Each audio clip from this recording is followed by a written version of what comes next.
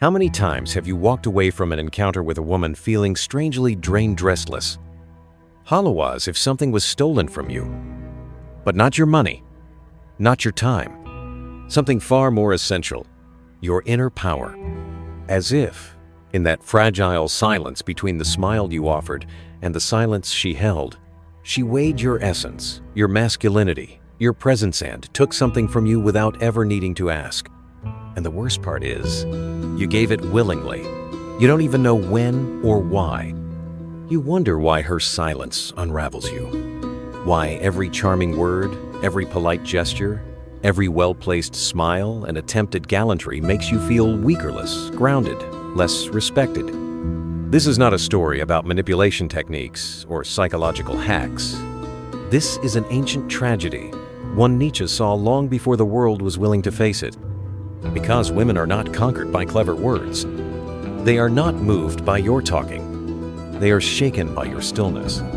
Nietzsche knew it. What seduces the feminine is not the performance of the masculine, it is the presence of it. True masculine energy speaks loudest when it says nothing. It does not seek to impress, to please, to earn favor. It's simply ice unshaken, unapologetic, undeniable. Your downfall began the moment you thought that more talking meant more value. That explaining would earn understanding. That pleasing her would purchase love. But Nietzsche taught the opposite. Women do not fall for the man who chases her. They fall for the man who commands reality by standing still in it. The man who does not flinch when she tests him. The man who does not react when she withdraws affection. The man who does not explain himself when she demands an answer. Why? Because women don't test what they hate. They test what they want to admire. But they can only admire what they cannot move. And that is the secret. Silence is not weakness. It is power wrapped in restraint. A woman will forget your words. She will forget your looks. But she will never forget the feeling of being in the presence of a man who needed nothing from her end, yet made her feel everything. And that kind of man, he doesn't outtalk women. He outweights them. He outholds them. He outranks them without ever saying a word. That is the shocking truth of Nietzsche. And it is time you lived it. We were raised in a world that trains men like parrots in a costume drama: speak more, do more, earn more, smile on cue, open the door the right way, nod politely when her emotions shift like the wind. Everything becomes a performance, a subtle plea to be seen, to be loved, to be chosen. But no one told you that the more you perform, the more you disappear. Each word you rush to say is not an act of power, it is a confession. I'm afraid of what silence might reveal about me. Each attempt to prove yourself is a silent admission. I don't believe I'm enough unless you validate me. Think of that moment when a woman suddenly withdraws, so emotionally, physically, energetically. You panic. You text, "Are you okay?" Is that concern? Or is it fear? Fear that her silence means rejection, that your worth is on trial, that her pulling away is an indictment of your value. But here's what Nietzsche understood, what society never dares to teach you. Power does not live in your words. It lives in your restraint. It lives in your ability not to react. Not because you are playing games, but because you have outgrown the need to control the external. Because you have learned the real battlefield is within. True strength is the capacity to hold stillness while the world spins around you. Picture a king standing silently before a crowd that shouts and throws insults. He does not flinch. He does not explain. And in that majestic stillness, the crowd loses its coherence, its rhythm, its dominance. His silence becomes the storm. This is the kind of presence that women cannot decode, and because they cannot decode it, they are drawn to it. Contrast that with the man who panics at the first sign of distance, who floods her inbox with reassurance, who chases, who explains, who tries to make her feel better so she won't leave, so he won't feel discarded. That man may be kind, but he has surrendered his center. He dances to the rhythm she sets. He does not let, he reacts. And that's the moment the seduction ends. Not because he's not good enough, but because he revealed that he doesn't believe he is. Nietzsche never told men to go silent to manipulate. He told men to go silent to remain sovereign, to find out what inside them still trembles, still grasps, still wants to control others through emotion. Because only when you stop speaking do you discover what in you is still screaming. You've seen men like this, those who walk into a room and recalibrate the energy without uttering a word. They're not the loudest, they're not the most polished, but their silence is loaded with gravity. They don't chase validation. They don't try to please. They don't audition for the title of good man. They are already chosen to be themselves. And in that self-selection, the world must adapt. They are not liked. They are respected. They are not easy to read. And that mystery is not confusion, it is command. This is what it means to be untouchable in the eyes of the feminine. Not because you suppress your nature, but because you have rooted so deeply into it that no wanna-know woman, no rejection, no silence can shake it loose. That is not cruelty. That is masculine sovereignty. And it speaks volumes without saying a word. You do not outsmart a woman with tactics. You transcend her by never needing to, by not letting her gaze make you flinch, by not letting her words pierce your skin, by not letting her moods disorient your center. And that, brother, only comes when you've sat with yourself long enough to know the difference between a reaction and a reflection, between "she made me feel that way" and "I handed her my power." Nietzsche would ask you, why did you react? Where did you lose control? Is it because you still don't know how to be silent? He once wrote, "The strongest man is he who doesn't need to speak."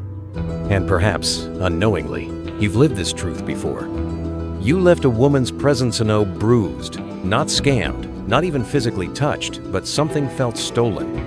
Not your time, not your wallet, but something deeper. Your inner power, your self-respect, a subtle but sacred part of who you are. She didn't raise her voice, she didn't argue, but with a look, a smirk, a moment of well-placed silence, she made you question yourself. And you started overcompensating, talking more, smiling more, explaining more, trying harder, making jokes, appeasing, performing. And you thought you were seducing her, but you weren't. You were being measured, tested, calculated, without ever being told. Nietzsche saw this dynamic over a century ago. He understood that words are the tools of the insecure, but silence is the language of the powerful. Have you ever been on a date where she said, "little," and just looked at you? And that look wasn't playful, it was clinical. As if she were collecting data? That was not attraction. That was assessment. Have you ever felt anxious because she didn't reply to your text quickly? So you sent another, then lowered your tone, then apologized for your standards. That's not love. That's voluntary submission to someone who didn't even need to speak. There are quiet men in every room. They don't interrupt. They don't compete. They don't flex. But when they speak, the entire room shifts. And then there are others loud, joking, always seeking attention, and no one listens. That's the line between presence and performance. Women, more than anyone, feel this within the first 5 seconds. They are not seduced by your compliments. They are drawn to how you respond when you are dismissed, to how you handle silence, to how you look at them not with hunger, but with discernment. In a world where men are trained to speak more, earn more, show more empathy, Nietzsche flips the table and says, speak less, watch more, and never, ever apologize for your presence. That's why some men, neither handsome nor wealthy still, leave women speechless. Not because they are aggressive, but because they do not need to prove. They sit like a mountain, unbothered, centered, certain. As Marcus Aurelius once wrote, "Be like the cliff against which the waves crash and break. The waves do not stop, but the cliff does not move." That is strength. And women, no matter how modern, still recognize a man who stands still inside his own sovereignty. Because deep down, even the fiercest waves respect the rock they cannot move. Nietzsche never wrote a book about women, but every word he left behind reveals a truth that millions of modern men still cannot digest. Men don't lose because they're unintelligent. They lose because they are still boys in a man's body, desperate to be liked, accepted, and approved.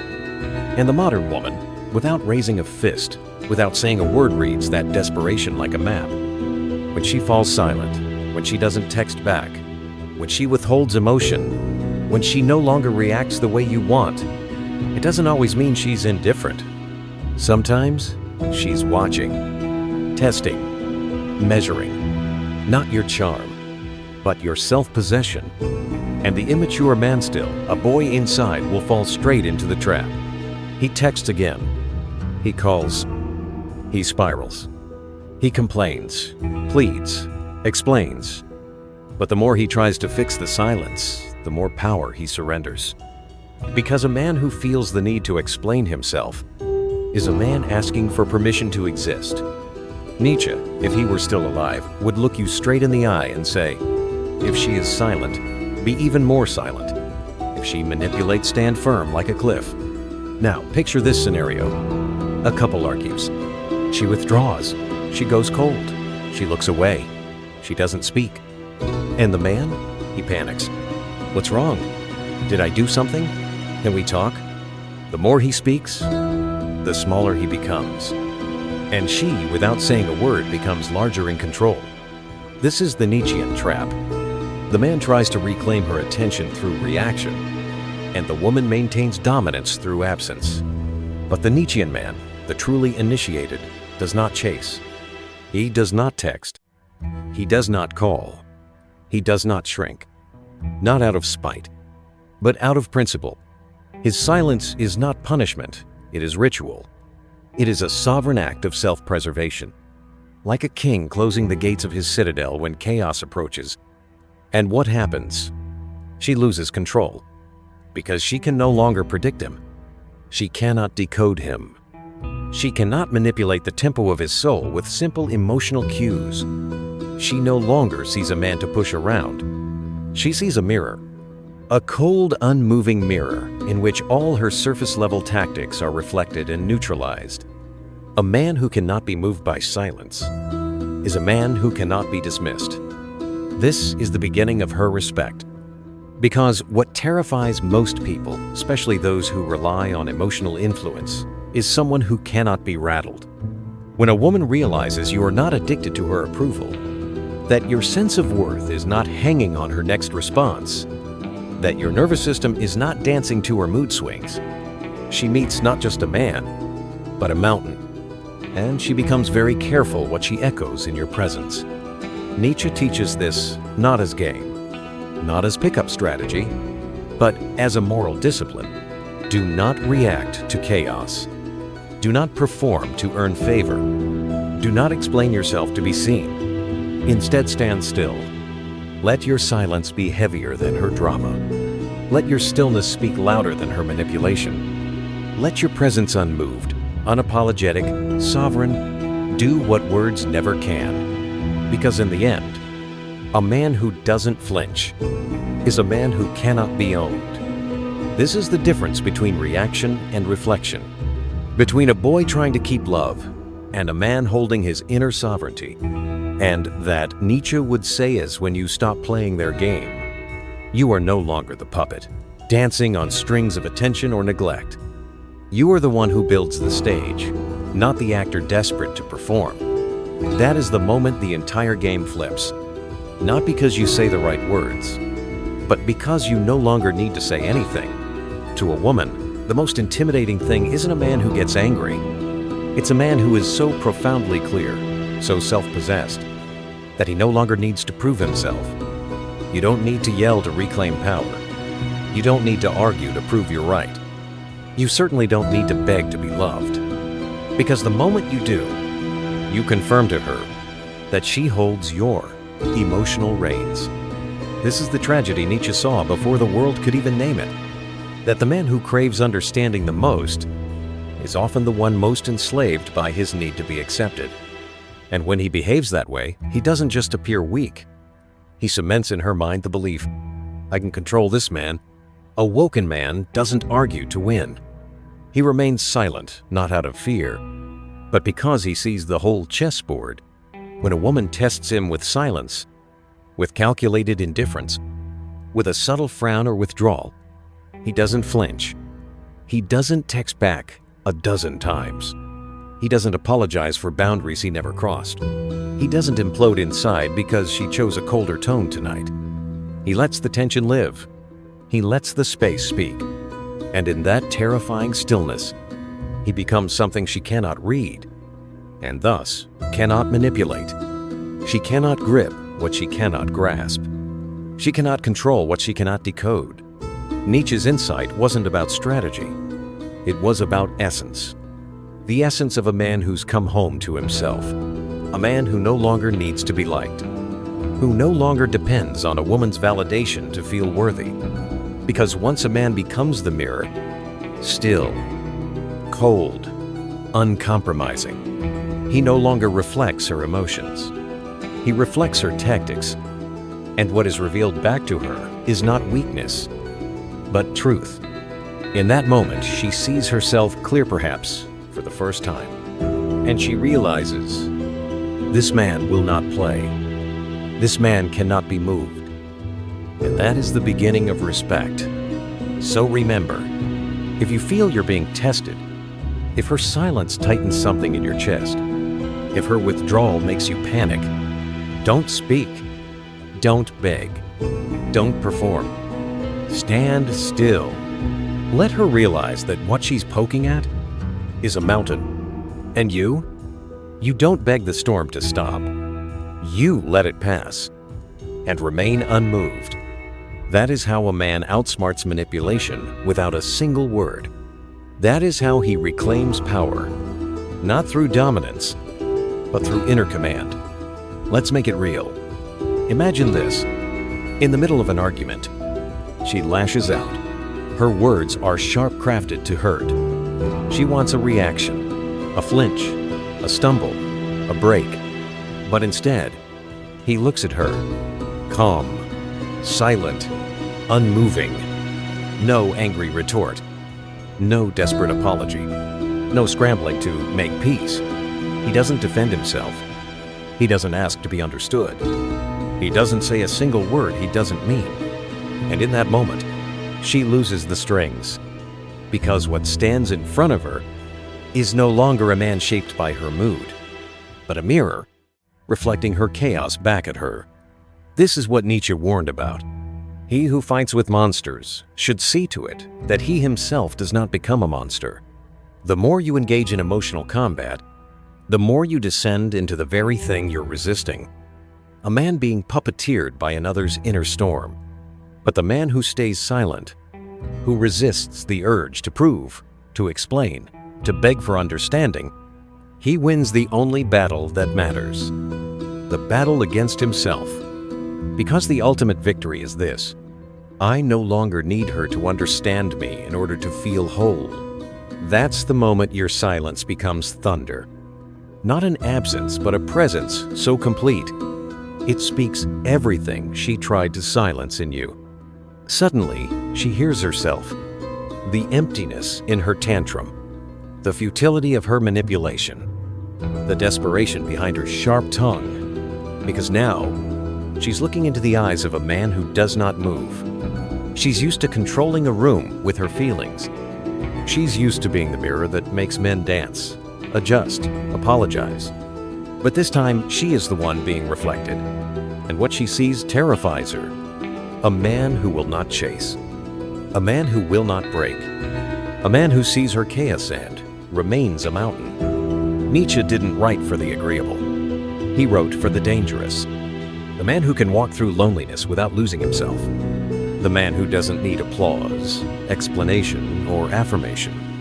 The man who can stand in the storm and still be the storm. This is how a man silences the world without speaking. How he commands respect, not through force, but through the unshakable power of being ungovernable. And in the final chapter, we'll bring it all together and answer the question that has haunted you in every failed relationship, in every moment you bent just to be loved. What does it take to become untouchable? If you truly want to rise above women, not to defeat them, not to manipulate them, but to remain grounded in your masculine sovereignty amidst their intoxicating power, then you must master the one thing no one ever taught you. Silence is the ultimate expression of power. You don't need clever replies. You don't need emotional speeches. You don't need to convince anyone. Because silence, when rooted in principle, does something words never can. It forces her to face herself. She will test you through sudden mood swings, through passive-aggressive jabs in public, through strategic withdrawal and long stares laced with unspoken expectation. And if you reactive, you scramble to explain, to soothe, to fix. If you say, "I didn't mean it like that," or "I just want to make you happy," you've just confirmed one thing. Your sense of self depends on her emotional weather. Nietzsche saw this clearer than anyone. He who lives for the approval of others will die by their rejection.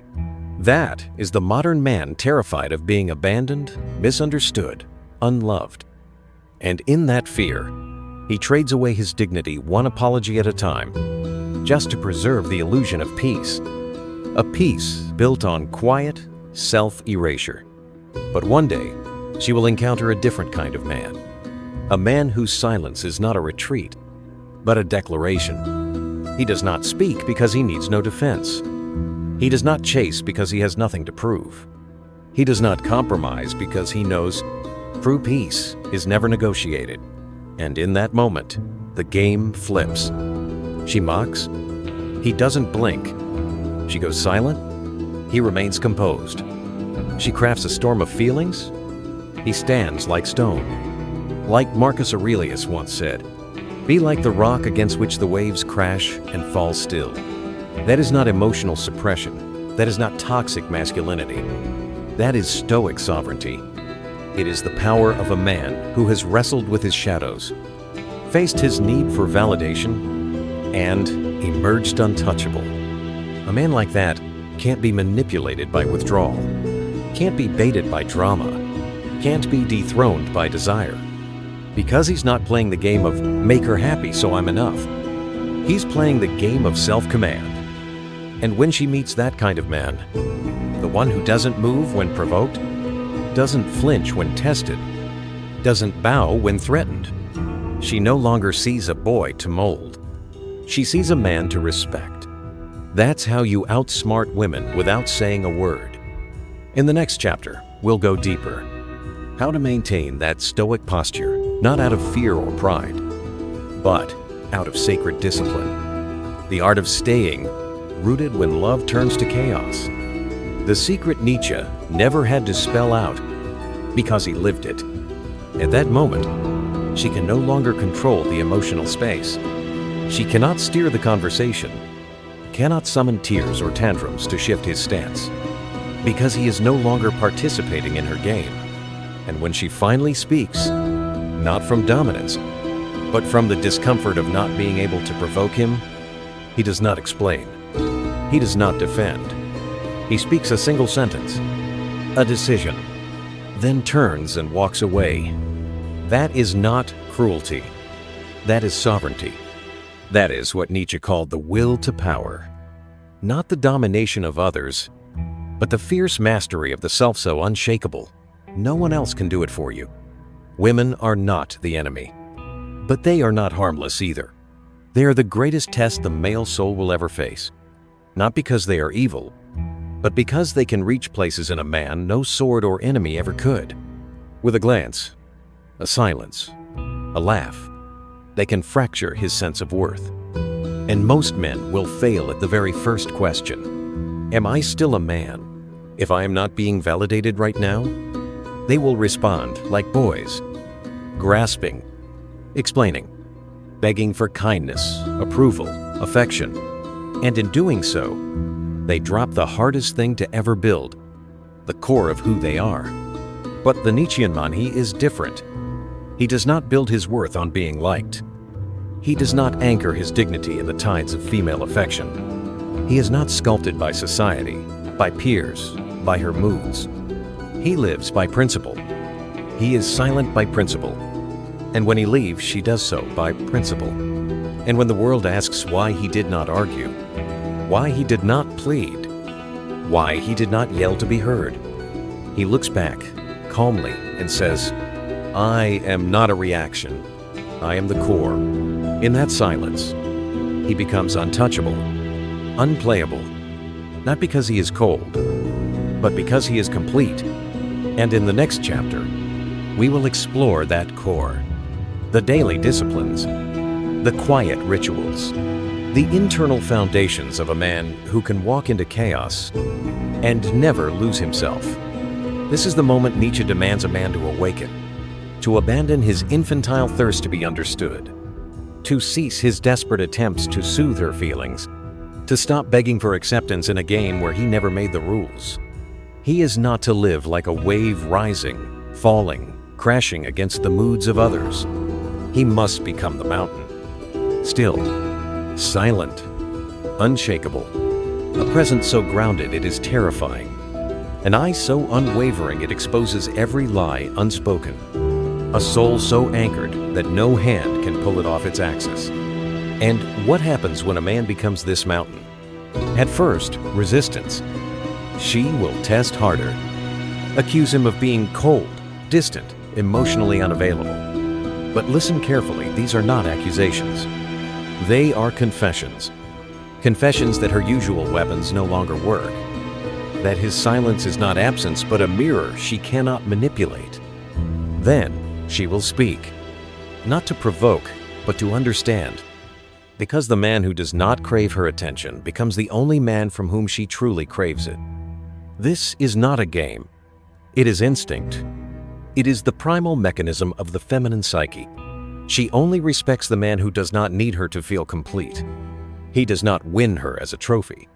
He does not keep her by fearing her loss. He chooses her in absolute freedom. And that choice, when made from silence, self-possession, and inner dominion, becomes the most magnetic force the world has ever known. Not because it begs to be accepted, but because it is indifferent to acceptance. This is the level Nietzsche saw as the apex of manhood. Übermensch, the higher man, not reactive, not ruled by lust, not enslaved by the hunger to be loved.